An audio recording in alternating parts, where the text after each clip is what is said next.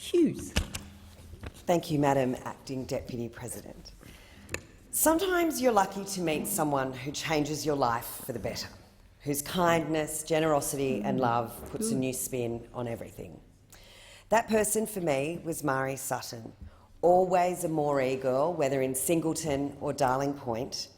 Mars, as we knew her, left this world a much better place than she found it, if not far too soon. And we said our final goodbyes to her just 2 weeks ago.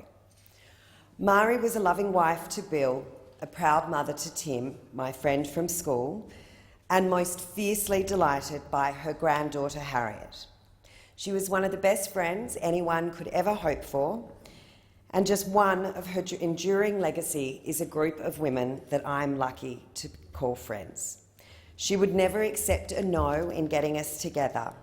We all understand that she did it for a reason, that we're all in this together now to provide each other with love and support that Marie gave to us. And it's for all of them that I rise tonight to pay tribute to her. For Julie Singleton, Marie Simone, Gordy Willesee and Elizabeth Sinodinos.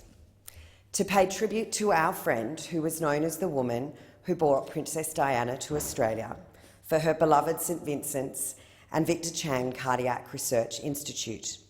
Whilst there was so much more to Mars, this extraordinary act encapsulates her attitude to getting on with the job. As Jules said in her eulogy, there was no such thing as it can't be done to Marie. So when she decided that Princess Diana was the perfect person to host the Victor Chang Ball, she took no notice of being told that there was royal protocol to go through and that it would be impossible. Marie simply picked up the phone, called the palace and left a message for Diana, whom of course called her back. What would have seemed daunting to most of us, Mars took the call as casually picking up the phone to any of her girlfriends. When Princess Diana said to her that she would love to come to Sydney, but Mars needed to understand the difficulties of the arrangements because she was a royal, that there would be complexities to the plan, Marie simply replied, "Darling, I have been a princess all of my life, so I completely understand." Mars was a tireless fundraiser and loved her charities across a range of areas. I was particularly grateful for her support of autism, but she always had a special affection for St Vincent's, having trained and worked as a nurse. You could often find Marie visiting those who were unwell or making calls on their behalf to try and get them access to whoever she deemed was the most appropriate and best specialist.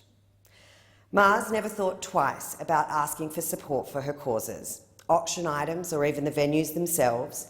Mars asked and she received. I have no doubt that there are a number of businesses in Double Bay who'll see a sharp reduction now in requests to make donations.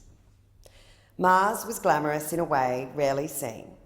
She would have been proud of the attendees at her funeral, where not only did Father Tony Doherty come out of retirement to celebrate her life, but Gordy removed her nose ring.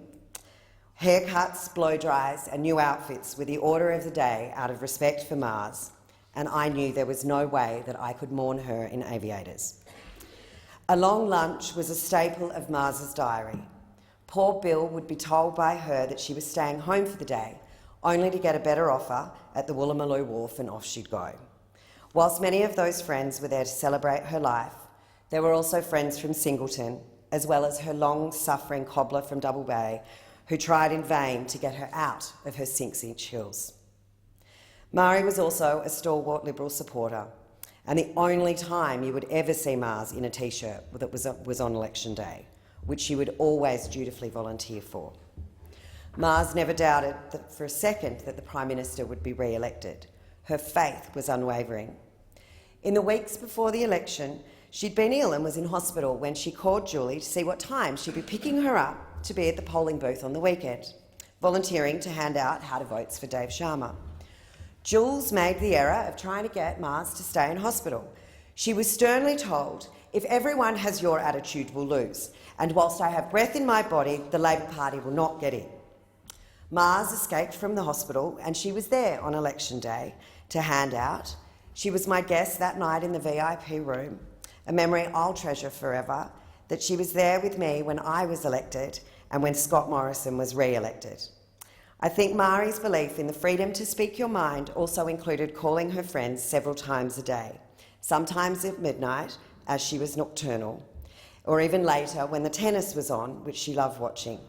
Whilst Jules would get calls critiquing outfits at Wimbledon, I was more likely to get a Sky After Dark report, something I dare say Mars watched a little too much of.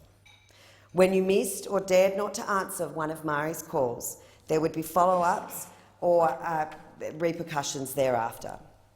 I missed the messages. Holes, darling, it's Mars. Give me a call when you have 5. I'd always ensure I had closer to an hour. Oh, I know this is what we're all missing so much right now, Senator and we'll always Hughes, miss Mars. Your time has expired.